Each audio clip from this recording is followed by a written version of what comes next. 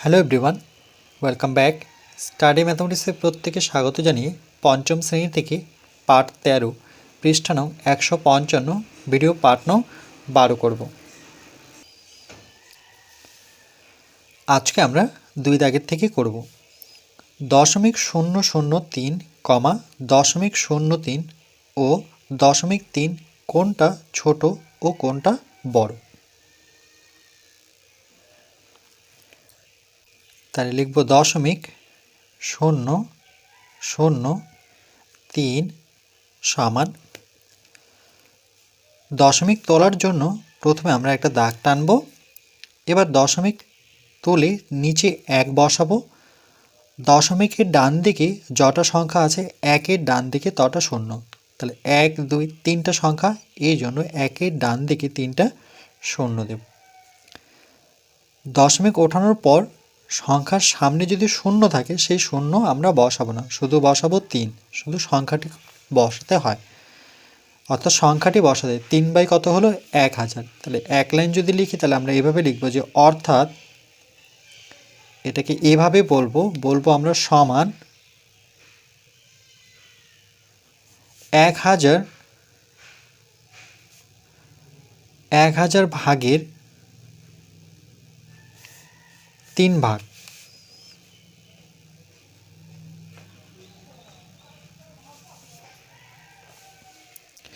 এরপর 0.03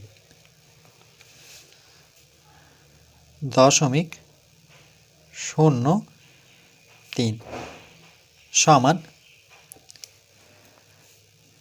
ঠিক একইভাবে প্রথমে একটা আমরা দাগ টানবো, আর দশমিক এর পরিবর্তে নিচে 1 বসাবো।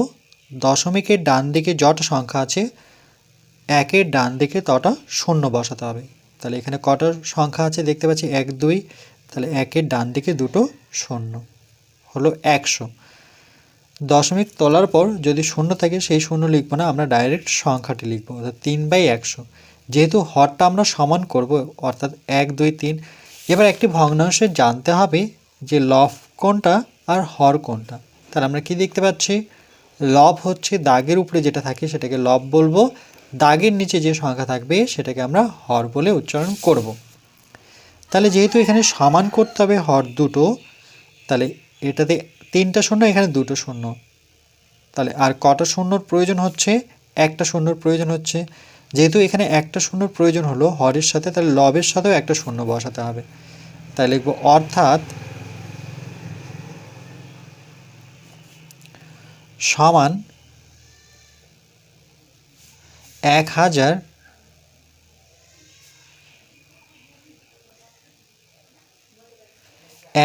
ভাগের 30 ভাগ।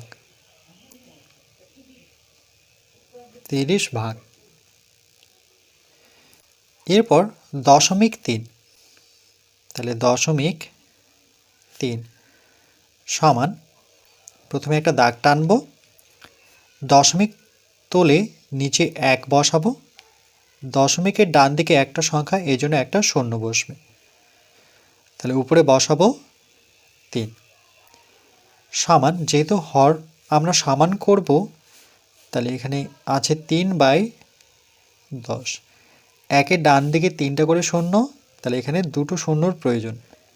যেহেতু দুটো শূন্যর প্রয়োজন হলো তাহলে 3-এর সাথেও দুটো শূন্য বসাতে হবে। এখানে যটা শূন্য বসবে উপরেও তটা শূন্য বসবে।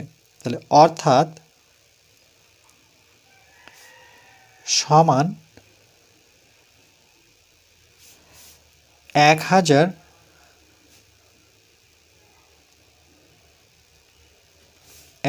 ভাগের 300 ভাগ।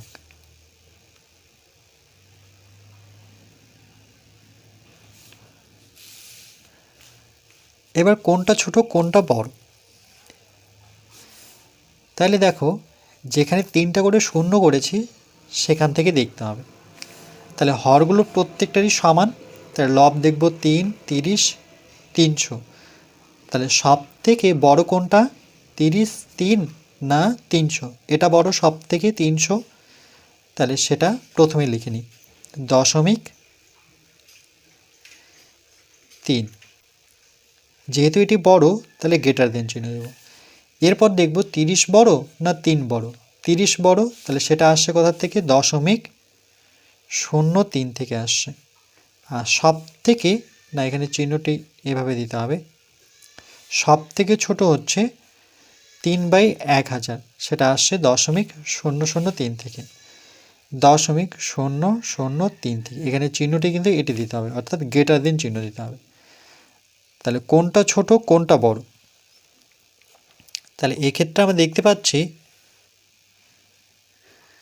যে এটা হচ্ছে সব থেকে বড়, তার থেকে ছোট এটা, আর সবার থেকে ছোট এটা।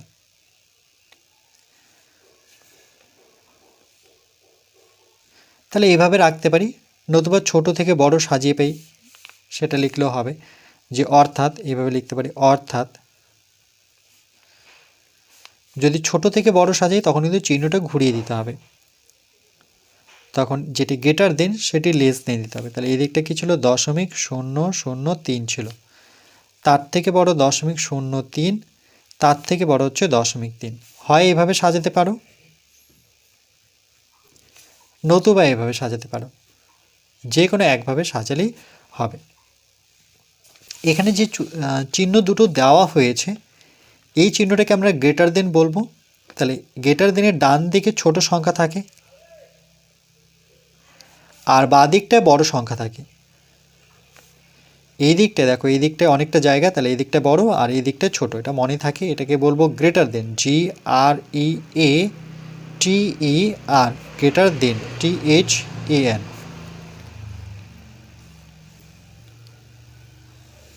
আরেকটা চিহ্নটিকে যদি আমরা ঘুরিয়ে দিই তখন কিন্তু এই দিকটায় বড় সংখ্যা থাকবে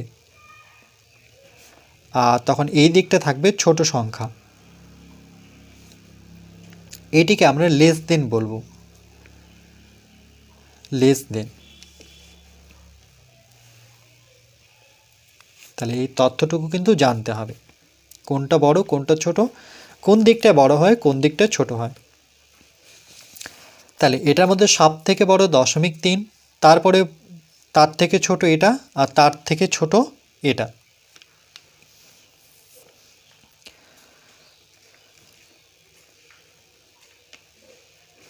যে কোনো একভাবে সাজাতে হবে।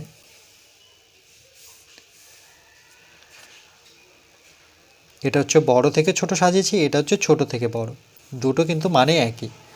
0.3 যেমন বড়, এই দিকটাও কিন্তু 0.3 বড়ই থাকলো। এই উত্তরটাকে আরেকভাবে আমরা লিখতে পারি এভাবে, 0.3, এটা যেহেতু বড় পাশে আমরা উল্লেখ করে দিতে পারি বড়, চিহ্ন তো এটাই থাকবে গ্রেটার দেন, তারপরে 0.03, এটার থেকে এটা কি ছোট, তাহলে এখানে ছোট কথাটি উল্লেখ থাকবে।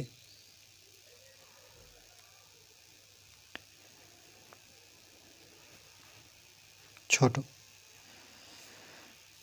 তার থেকে ছোট, না এখানে চিহ্নটি আমি ভুল দিচ্ছি, এটা দিতে হবে। তার থেকে ছোট হচ্ছে 0.003, 0.003।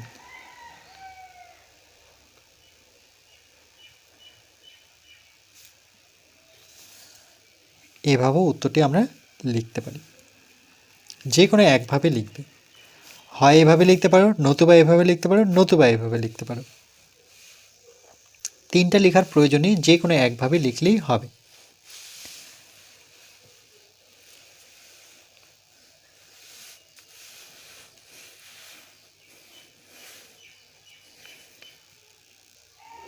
এরপর 3 নম্বর প্রশ্ন, 0.007 ও 0.027 এর মধ্যে কোনটা বড় কোনটা ছোট?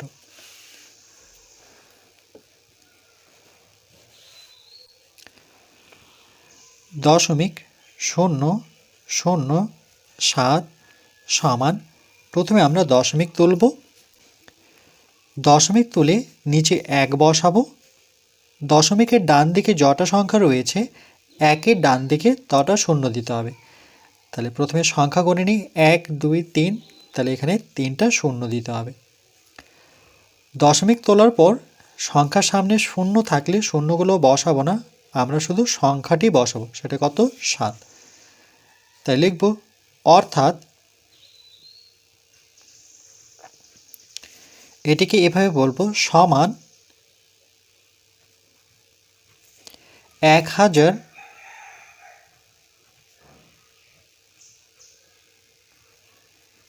সমান 1000 ভাগের 7 ভাগ। তারপরে 0.027 0.027 সমান, প্রথমে একটা দাগ টানবো, দশমিক তুলে নিচে 1 বসাবো, দশমিকের ডান দিকে যটা সংখ্যা ঠিক 1-এর ডান দিকে তটা শূন্য। তাহলে দশমিকের ডান দিকে সংখ্যা হচ্ছে 1, 2, 3টা সংখ্যা, এই জন্য 3টা শূন্য। এবার দশমিক তোলার পর শূন্য সামনে থাকলে আমরা শূন্যটি লিখব না, তাহলে ডাইরেক্ট সংখ্যাটি লিখব, সেটা কত? 27। তাহলে লিখব অর্থাৎ সমান 1000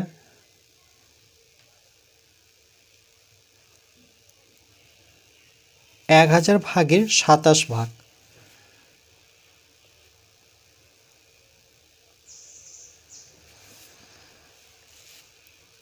তাহলে কোনটা বড় কোনটা ছোট?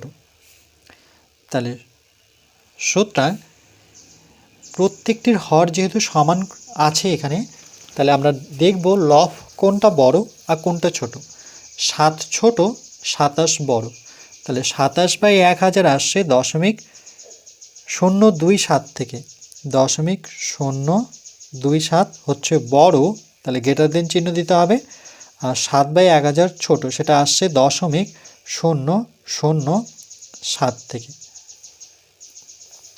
এভাবে লিখতে পারি, অর্থাৎ আমরা এভাবে লিখতে পারি উত্তরটি, যে কোনো একভাবে লিখবে যে 0.027 এটা বড়, এদিকটা বড় এদিকটা ছোট, তাহলে এখানে উল্লেখ করে দেব যে এটি হচ্ছে বড়। গ্রেটার দেন এই দিকটা ছোট, তাহলে 0.007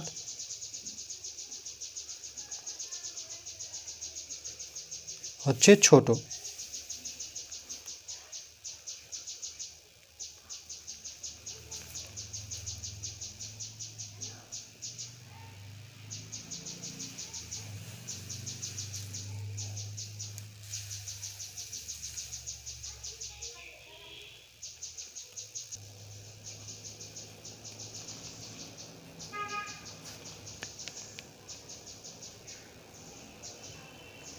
এরপর পরবর্তী পার্ট নাম্বার 13-তে আমরা 4 আর 5 দাগের অঙ্ক দুটি করব।